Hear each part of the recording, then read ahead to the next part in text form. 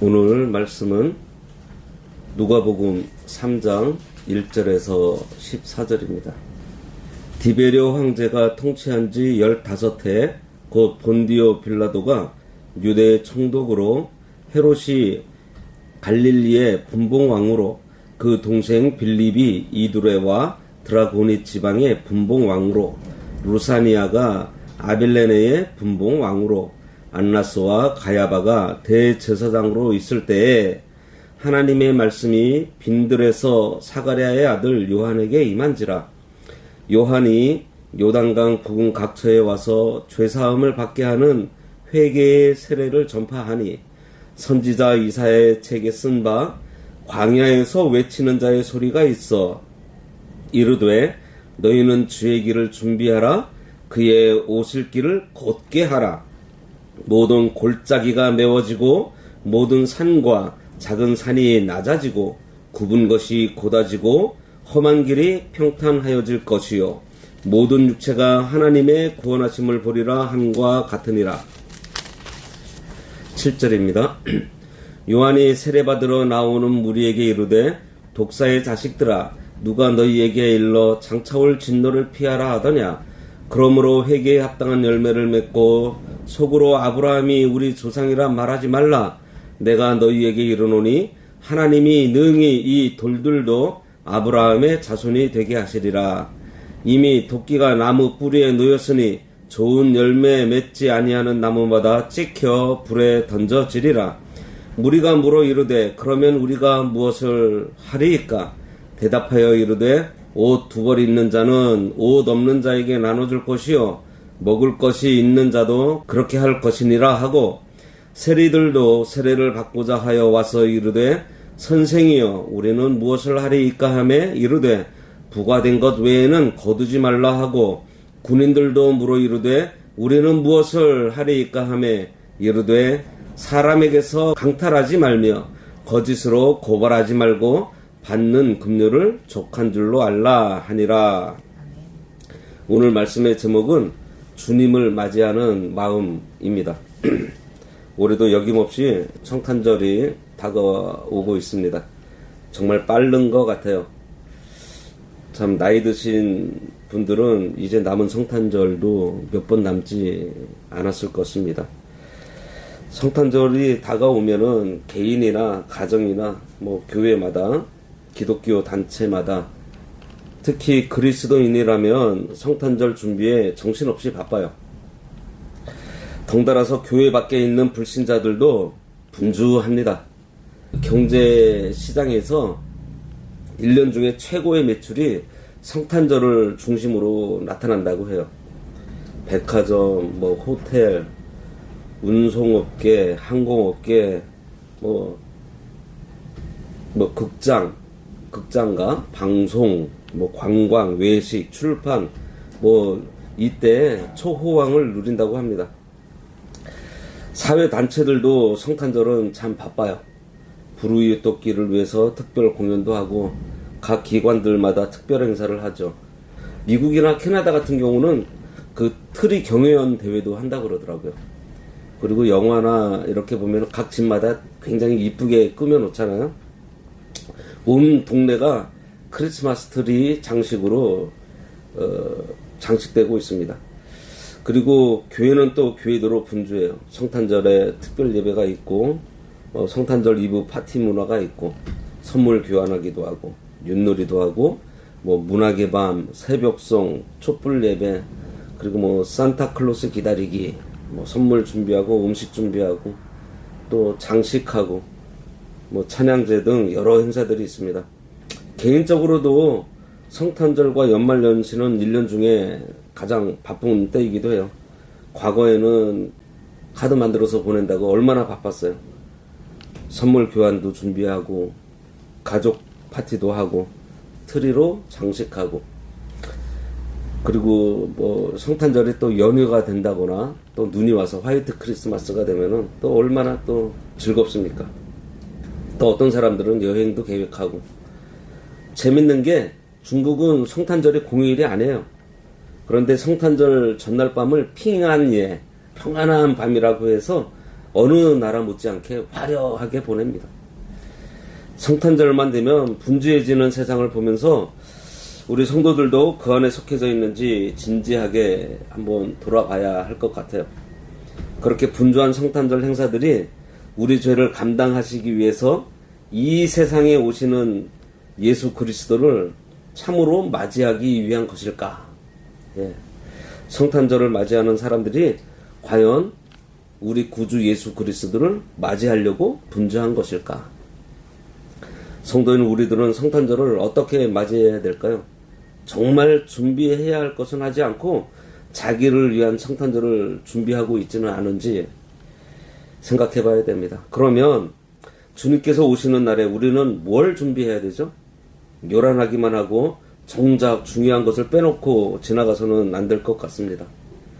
성탄절을 맞이하는 세상은 겉으로는 모든 것을 다 갖추고 있는 것 같이 화려하지만 반드시 있어야 할 것이 없는 말 그대로 안고 없는 찐빵 같은 그런 거예요. 2025년도 성탄절을 맞이하면서 죄인인 우리를 위해서 육신의 몸을 입고 오시는 예수님을 맞이하기 위해서 우리가 무엇을 준비해야 될지 오늘 말씀을 통해서 알아보겠습니다. 먼저 예수님께서 오셨던 첫 번 성탄절엔 어떤 일이 있었을까요? 이스라엘 사람들이 악망하고 고대하던 메시아가 사람의 몸을 입고 세상에 오셨을 때 예수님을 찾아와서 감격하며 경배드린 사람들은요, 이방에서 온 동방 박사들과 극소수의 사람들만이 우리 예수님을 영접했습니다. 오늘날처럼 온 세상이 떠들썩하고 시끌벅적한 성탄절에 정작 우리 구주 예수 그리스도를 진심으로 맞이하는 사람들이 얼마나 될까요? 오늘 본문에 등장하는 세례 요한은요, 주님의 길을 준비하는 사명을 받고 예수님보다 6개월 먼저 이 세상에 났던 사람입니다. 그리고 그는 이사야 선지자의 예언대로 광야에 외치는 소리가 되어서 주의 길을 준비하고 곧게 하라고 선포하고 있어요. 옛날에는 왕이 행차하게 되면 수많은 백성들을 동원해서 길을 닦고 거리를 정비하고 보안을 점검하고 대대적으로 준비한 것처럼 주님 맞이할 때도 그렇게 준비하라는 것입니다. 지금도 외국에서 대통령이라 그 나라를 대표하는 사람이 방문하게 되면 보안 요원들이 한 달 전부터 호텔, 회의하는 장소, 또 이동해야 되는 동선 등을 꼼꼼하게 챙기면서 맞을 준비를 하잖아요. 세례 요한은 왕의 행차를 위해서 왕의 대로를 준비하듯이 메시아를 영접할 준비를 하라고 지금 외치고 있는 거예요. 이사야가 예수님 오시기 전 약 700년 전 사람인데 그때 이 예언을 했습니다. 그 일이 지금 성취되고 있는 거예요. 왕들이 행차할 때 왕의 대로를 어떻게 준비하죠? 깊이 파인 웅덩이가 있으면 메꿀 것이고요. 솟아 올라서 좀 날카롭게 된 것들, 높아진 것들은 깎아내고, 구부러진 길은 똑바르게 펴고, 거칠어진 길은 평탄하게 하라는 것입니다. 이것은 죄로 인해서 망가져 있는 우리들의 심령 상태를 말하는 거예요. 이 심령 상태로는 주님을 맞이하지 못하니 메꾸고 깎고 펴고 다듬어서 우리의 마음에 주님 맞을 준비를 하라는 것입니다. 이렇게 주님께서 오시는 성탄절에 외적인 준비가 아니라 우리 심령의 준비를 잘해서 예수님을 맞이해야 합니다.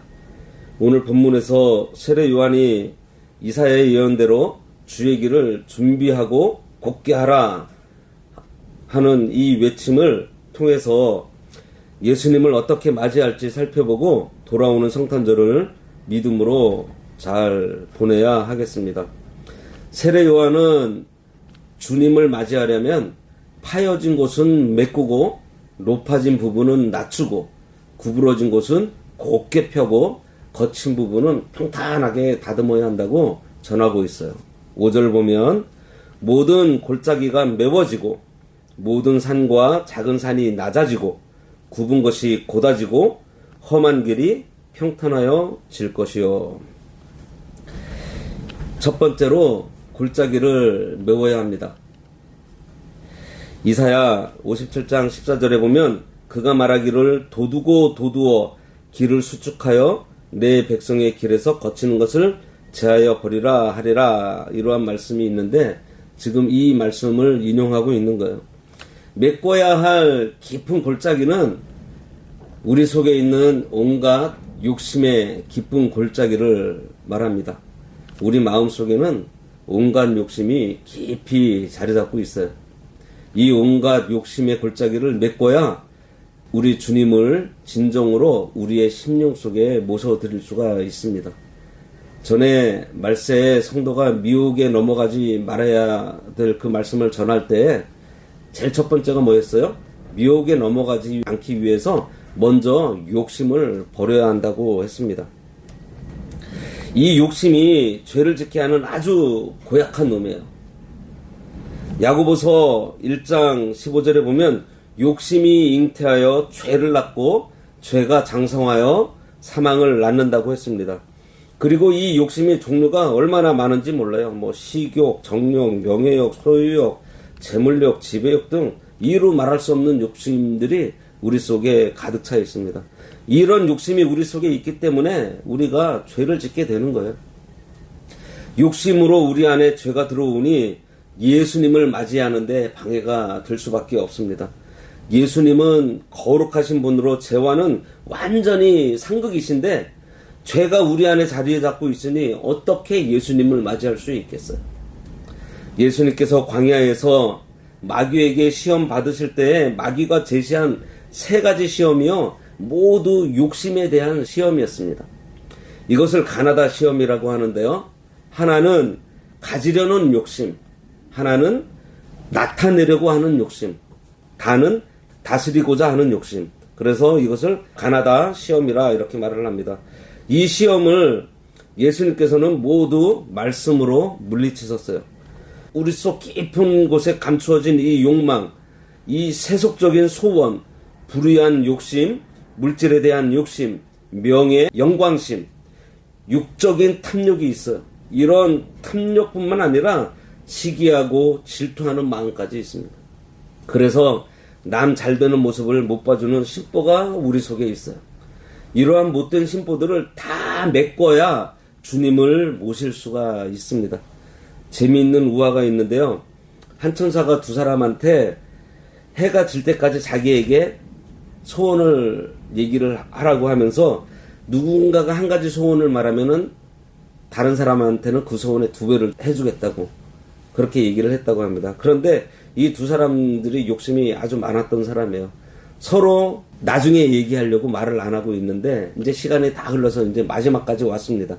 그랬더니 좀 약간 힘이 센 사람이 한 사람을 멱살을 잡고서는 막 흔들면서 빨리 너 먼저 얘기하라고, 그래서 이 사람이 자기가 먼저 얘기하겠다고 이거 멱살 잡은 것 좀 풀어달라고 해서 얘기를 하는데 막 우라가 치미니까 내 눈 하나를 없애달라 그랬대요.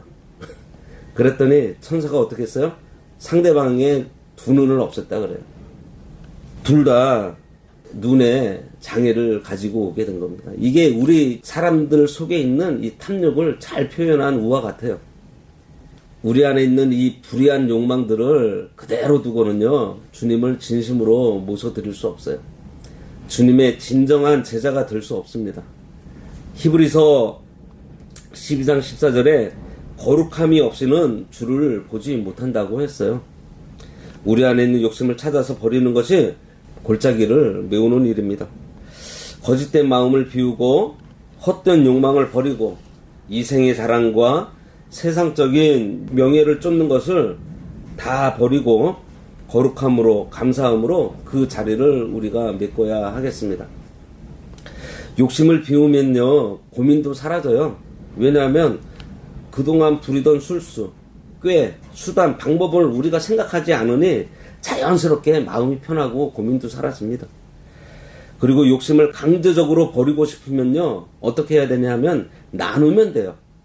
나누어 줄 수 있는 것은 욕심을 버린 구체적인 증거라고 할 수 있어요. 세례 요한은 옷이 2벌 있는 자는 옷이 없는 자에게 나누어 주고 먹을 것이 있는 자는 없는 자에게 나눠주라고 했습니다. 지금이야 옷이 없어서 뭐 힘들어하는 사람들은 없겠지만 당시에는요 가난해서 옷이 귀한 때였고요. 옷을 여러 벌 가진 사람들도 드물었습니다. 얼마나 옷이 귀하면은 사형수의 옷도 제비 뽑아서 가져갔겠어요. 예수님께서 처형 당하실 때에도 군인들이 예수님의 옷을 제비 뽑아서 가져갔습니다. 요즘 누가 사형수의 옷을 가져다 입으려 하겠어요. 그런데도 서로 가지려고 제비까지 뽑아가지고 가져갔다는 것입니다. 세례 요한은 자신이 먼저 욕심을 버리고 백성들을 위해 봉사하는 삶을 솔선수범해 보였던 사람이기도 해요. 마태복음 3장 4절에 보면요. 세례 요한은 약대털 옷을 입고 메뚜기와 석청을 먹으면서 광야에서 살면서 스스로 욕심을 떠난 삶을 살았다고 했어요. 그리고 가진 자에게 하나님께서 요구하시는 것이 있습니다. 하나님께서 우리들에게 허락하신 것들은요, 다 이유가 있어서 주신 거예요. 그 목적대로 우리들이 그것들을 잘 사용해야 합니다. 특별히 하나님의 은혜로 많이 소유하게 되었다면 가진 것으로 긍휼을 베풀 줄 알아야 됩니다. 재물로 부자가 되고 학식으로 부자가 되고 권력으로 부자가 되어서 강한 자, 큰 자, 지도자로 세워주시고 또 부하게 해주셨으니 그것들로 이웃과 나눌 줄 알아야 합니다. 하나님께서 우리에게 주신 것은 사용하라고, 특별히 잘 사용하라고 주신 거예요. 그러니 쌓아놓고 있는 것은요, 목적대로 사용하는 것이 아닙니다. 하나님께서 주신 것들을 나누고 복음을 위해서 잘 사용해야 돼요. 쌓아놓고 가지고 있어봐야 죽을 때 가지고 가지도 못해요. 나눔을 실천하지 않는 것이요, 이기적인 것이고 하나님께서 우리에게 주신 것들에 대한 목적을 망각한 그러한 행위인 거예요. 기독교 국가들이 복지 국가가 된 이유가요, 기독교 정신으로 서로 나누었기 때문입니다. 후진국일수록 가난한 자들을 착취하고 권력자들의 배만 불려가는 구조로 되어 있어요. 깊은 골짜기처럼 우리 마음속 깊은 곳에 숨겨져 있는 온갖 욕심을 버리고 그곳에 거룩함과 감사함과 자족함으로 나누는 마음으로 메꿔야 주님을 우리가 진심으로 모실 수가 있습니다. 두 번째로는요, 높아진 것을 낮춰야 합니다. 교만해서 높아진 것을 낮추라는 거예요. 내가 제일이라는 거, 내가 옳다는 생각, 내가 아니면 안 된다는 생각, 자랑하고 기고만장하고 갑질하고 우월감을 갖는 것을 버리라는 거예요. 하나님을 잊고 교만해진 온갖 자만함, 교만, 거만함을 버려야 합니다. 당시 유대인들은 자신들이 선택받은 성민이라는 시오니즘에 빠져가지고 우월주의로 가득 차 있었어요. 그래서 자기들은 아브라함의 자손으로 선택된 자들이라 하면서 이방인들을 개처럼 취급했었습니다. 오죽하면 이방인들과 같이 식사하는 것도 죄로 여겼어요. 이에 세례 요한은 뭐라 그래요? 교만하고 자만심으로 가득한 그들에게 아브라함의 조상이라고 내세우지 말고 하나님께서 이 돌들 가지고도 아브라함의 자손을 만들 수 있다고 이렇게 얘기를 합니다. 8절에 있죠? 8절 한번 볼까요? 그러므로 회개에 합당한 열매를 맺고 속으로 아브라함이 우리 조상이란 말하지 말라. 내가 너희에게 이르노니 하나님이 능히 이 돌들로도 아브라함의 자손이 되게 하시리라. 돌같이 딱딱하게 굳어서 완고한 사람들이라도요, 하나님께서는 아브라함 같은 신앙을 갖게 할 수 있고요, 그들이 돌처럼 개처럼 여기는 이방인들도 아브라함의 신앙을 갖게 해서 천국 백성 삼을 수 있다는 거예요. 돌 감람나무로도 참 감람나무 되게 할 수 있다는 것입니다. 돌 감람나무는 이방인이고 참 감람나무는 유대인을 가리키는데, 참 감람나무 되는 그 유대인이 회개하지 않으면 돌 감람나무인 이방인을 아브라함의 자손이 되게 하시겠다는 거예요. 실제로 유대인이 순종하지 않으므로 이방인을 불러 믿게 해서 영적인 아브라함의 자손이 되게 하셨습니다. 이를 바울이 로마서 11장 17절에서 기록하고 있어요. 세례 요한은 자신이 먼저 겸손한 자리에 있었습니다. 그는 요한복음 1장 20절에서 자신은 주님의 신발끈을 푸는 것도 감당할 수 없는 자라고 얘기했어요. 그리고 예수님은 흥하고 자기는 쇠해야 한다고 했습니다. 겸손해야 돼요. 교만한 마음, 자만심, 자기 잘났다고 하는 거, 내가 제일이라는 마음, 내가 최고라는 마음을 가지고는 주님을 진정으로 모실 수 없습니다. 아무리 강조해도 부족하지 않은 것이요, 교만을 버리라는 권면이에요. 왜냐하면 교만이 멸망으로 가는 지름길이기 때문입니다. 진짜 강한 것은 자신이 약한 존재임을 깨달을 때예요. 자신의 연약함을 깨닫게 되니 전능하신 하나님을 찾게 되고, 하나님을 의지하고 하나님께 능력을 구하면 하나님께서 능력의 오른손으로 겸손한 자의 삶을 주장해 주시니 강해지는 것이 당연합니다. 어디에 나와요? 고린도후서 12장 9절에 나오는데 같이 한번 읽어볼까요? 고린도후서 12장 9절. 12장 9절. 고린도후서 12장 9절. 시작. 나에게 이르시기를 내 은혜가 내게 족하도다. 이는 내 능력이 약한 데서 온전하여 짐이라 하신지라. 그러므로 도리어 크게 기뻐함으로 나의 여러 약한 것들에 대하여 자랑하리니 이는 그리스도의 능력이 내게 머물게 하려 함이라. 예. 약한 자에게, 겸손한 자에게 그리스도의 능력이 머물고 있다는 것입니다. 그러니 강해지는 거예요. 우리가 소유한 모든 것이 하나님께서 주신 것인 줄 알고 우리는 겸손해야 합니다. 바울은 고린도전서 4장 7절에서 너에게 있는 것 중에 받지 아니한 것이 무엇이냐? 네가 받았은즉 어찌하여 받지 아니한 것 같이 자랑하고 있느냐? 하면서 책망하고 있어요. 로마서 12장 16절에서는요. 스스로 지혜 있는 채 하지 말고 마음을 겸손하게 낮추라 그랬습니다. 물이 항상 낮은 곳으로만 흐르듯이요. 하나님의 은혜와 긍휼의 여기심도 낮아진 겸손한 자의 심령에 깃들게 되어 있어요.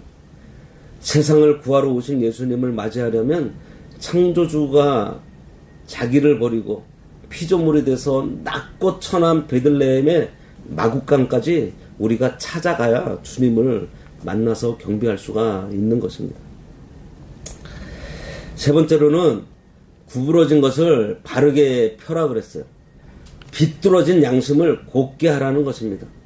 구부러진 도로를 바르게 펴듯이 비양심적이고 부정직하고 잘못된 사상, 옳지 못한 비전, 잘못된 권리 행사, 옳지 못한 심사를 바르게 하라는 것입니다. 12절과 13절에 보면요. 세리들도 세례를 받고자 하여 와서 이르되 선생이여 우리는 무엇을 하리이까 하매 이르되 부과된 것 외에는 거두지 말라 하고 그랬습니다. 당시의 세리들은요. 로마 정권의 하수인이 되어서 정부가 정한 세금이 있는데 그것보다 더 과도하게 세금을 백성들에게 걷어들이고 로마 정부에게는 정부가 정해준 세금만 내고 나머지는 모두 자기들이 착복하기도 하고요. 군인들은요. 자기들 말을 듣지 않으면 죄를 뒤집어 씌워서 로마 정부에 고소해서 못 살게 해서 백성들의 원성을 샀다고 합니다. 비뚤어진 심사와 정직하지 못한 마음으로 그 세대에 그 시대에 가득 차 있었어요. 따라서 세례는 유대인들로부터 창기 그리고 이방인과 함께 3대 멸시 대상자가 되었던 거예요. 세례 요한은 이러한 세례들을 향해서 정한 세 외에는 징수하지 말라고 말하고 있습니다. 그러면서 요한 자신은 바른 양심을 사람들 앞에서 보여주었어요. 사람들이 세례 요한이 혹시 메시아인지 물어볼 때 세례 요한은 양심을 바로 써서 자기는 메시아가 아니라는 것을 말합니다. 자기 뒤에 오시는 이가 메시아라고 명백하게 밝혀요. 요한복음 1장 20절에 보면 요한이 드러내어 말하고 숨기지 아니하니 드러내어 하는 말이 나는 그리스도가 아니라 한데 명확하게 얘기합니다. 그러면서 자신은 예수님의 신발끈을 푸는 것도 감당하지 못한다고 말하고 있습니다. 우리도 주님을 맞이하려면요. 이 신앙 양심 바로 써야 합니다. 사람은 외모를 보지만 하나님께서는 우리의 중심을 보세요. 우리의 저희까지도 다 보고 계세요. 모든 것을 다 알고 계시는 주님 앞에 나의 속사람, 내 사상, 나의 정신, 내 가치관, 관념, 그 저희가 바로 되어 있는지를 우리가 살펴서 하나님 보시기에 합당한지 합당하지 않은지 이것들을 다 찾아내서 바로잡아야 합니다. 사실 우리에게는 너나 할 것 없이 위선적인 요소들이 참 많이 있어요.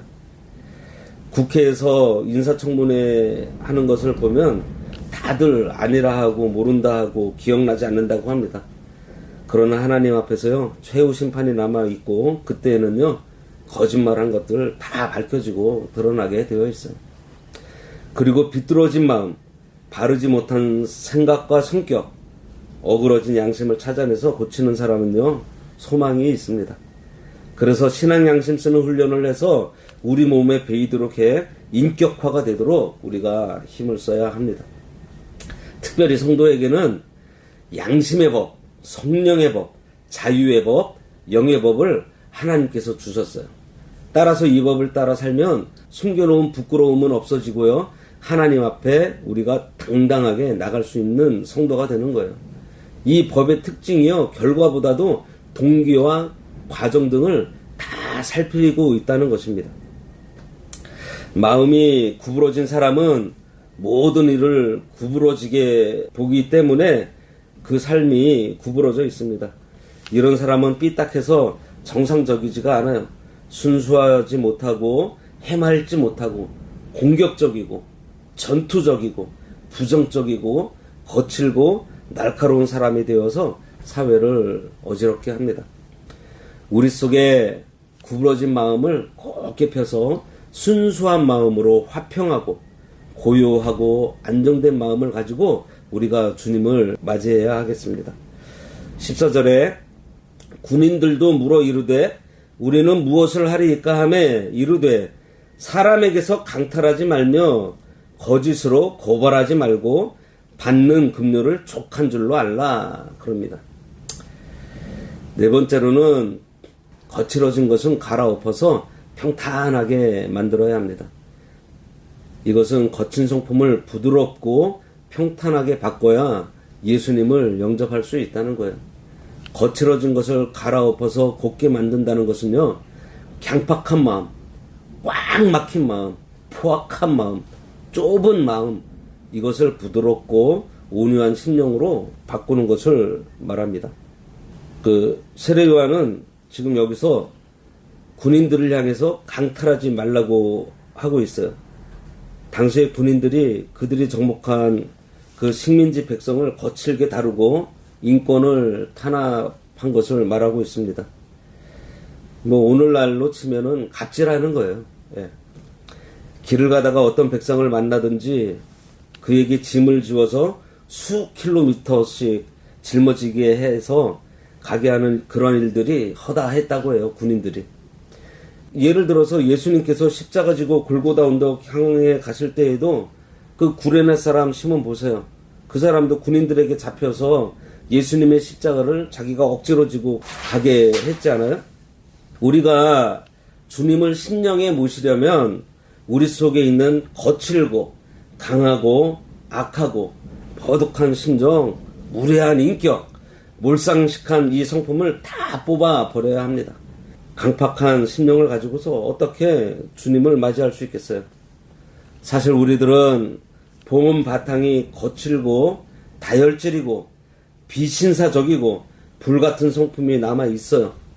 마귀는 여전히 우리의 육체의 부패성을 잘 이용합니다. 우리가 거기에 넘어가면 안 돼요. 모세도 불같은 성품을 가지고 있었잖아요.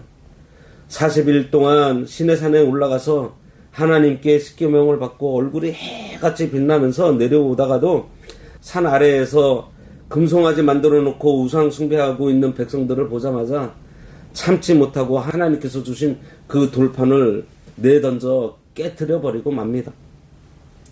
우리들도 이렇게 사려 겪지 못하고 불같이 급한 마음을 가지고 있어요. 이런 급한 성격과 마음 때문에 일은 저질러 놓고는 꼭 하는 것이 후회입니다. 화내고 죄 짓는 거 한순간이에요. 정말 이런 거칠고 강팍한 마음을 갈아엎어서 부드럽고 평안한 심령이 되어 그런 순간을 만날 때 한 번 더 생각하고 또 생각하면서 용서할 바 용서하면서 인내할 줄 알아야 하겠습니다. 우리가 순간 욱하는 마음으로 행했다가 후회하는 경우가 얼마나 많았는지 몰라요. 저는 굉장히 많았던 것 같습니다. 예. 항상 불같이 거친 성격 때문에 많은 문제가 발생하고요. 많은 일들을 그르치게 됩니다. 우리 안에 있는 급하고 거칠고 과격하고 부정적이고 불신앙적이고 세속적이고 무질서한 거, 무례한 거, 비신사적인 거, 무지막지한 언행, 혈기, 무자비하고 악독한 생각, 파괴적인 본성 등을 다 버려야 하겠습니다. 다듬어지지 못한 언어, 행동, 표정을 우리가 고쳐야 돼요. 오늘 말씀을 통해서 성탄절 준비를 무엇으로 어떤 마음으로 준비해야 할지 살펴보았습니다. 뭐였어요? 욕심의 골짜기를 메꾸고 교만한 자리에서 낮은 자리로 내려오고 구부러진 양심을 곧게 펴고 거친 우리 심령 상태를 부드럽고 평탄하게 해서 예수님 맞을 준비를 하라는 것입니다. 다시 말해서 예수님의 인격, 예수님의 마음을 가지라는 거예요.